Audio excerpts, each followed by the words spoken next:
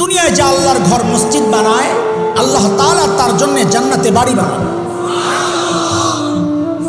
এখন একজনের চিন্তা, হ্যাঁ আমার তো টাকা নাই, আমি তো মসজিদ বানাইতে পারবো না, তো আমার কপালে বাড়িও নাই। তা আমি বলি কি জানেন, ও ভাই তুমি একটা ইটের টাকা দাও। কয়টা? এক ইট দিয়ে কি এবার তো দিবি না বেটা। এইবার হাসরের মাঠে আল্লাহর সামনে যায় দাঁড়ায়া বলবা, আল্লাহ আমার তৌফিক ছিল না মসজিদ বানানোর, কাজে আমার কপালে যে বাড়ি নাই এটা আমি জানি। তখন কি বলতে চাস? তো বলতে চাই একটা ইট দিছিলাম মসজিদের কামে, আমি তো জানি আমারে বাড়ি দিবেন না আপনি, ঠিক আছে লাগবো না, আমার ইটটা আমারে ফেরত দেন। ইট ফেরত দিবে কোথায়? তা আল্লাহ যদি জিজ্ঞেস করেন এক ইট দিয়ে তুই কি করবি, তা আস্তে করে বলবেন জান্নাতের ফুটপাতে মাথায় দিয়ে ঘুমামো, আপনার কোনো সমস্যা?